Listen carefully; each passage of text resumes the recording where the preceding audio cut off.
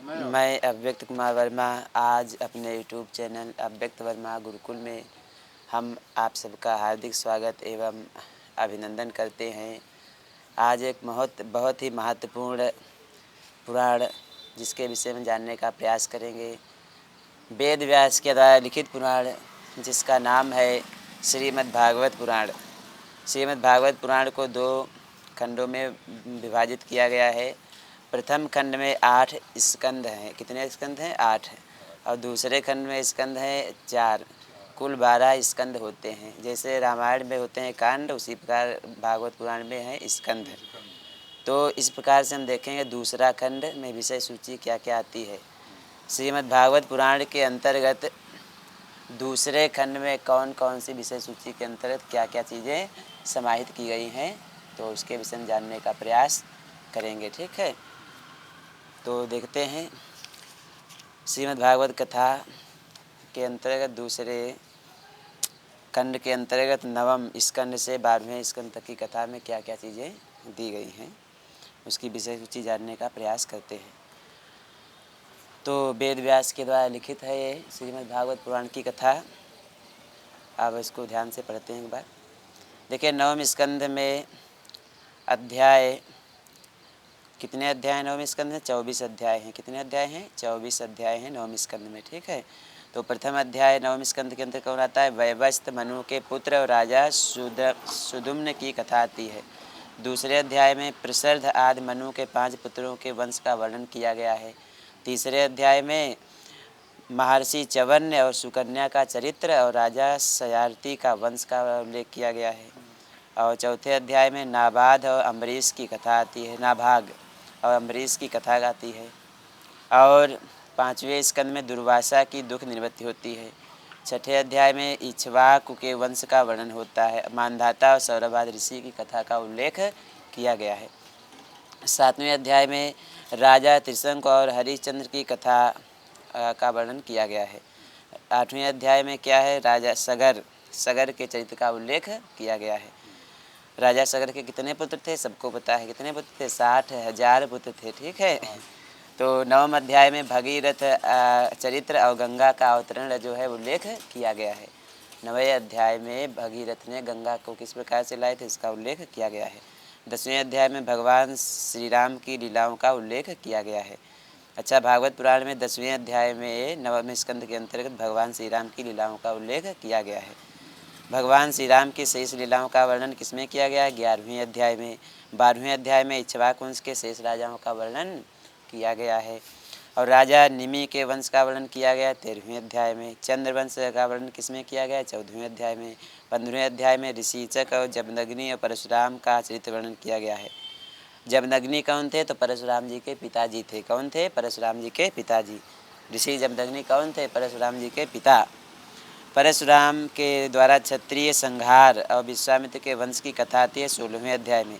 17वें अध्याय में छत्रवृद्ध आदि राज राजाओं का वंश का उल्लेख किया गया है। ययाति का वर्णन किसमें मिलता है? 18वें अध्याय में। ययाति का गृह त्याग किसमें मिलता है? 19वें अध्याय में। पुरुवंश और राजा दुष्यंत और भरत आदि के वर्णन किसमें है? 20वें अध्याय में।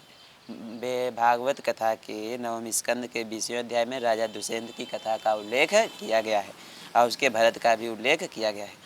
भरत के वंश का वर्णन राजा रंतिदेव की कथा 21वें अध्याय में आती है। ठीक है, और पंचाल, कौरव, मगध देशी राजाओं का वर्णन किया गया है।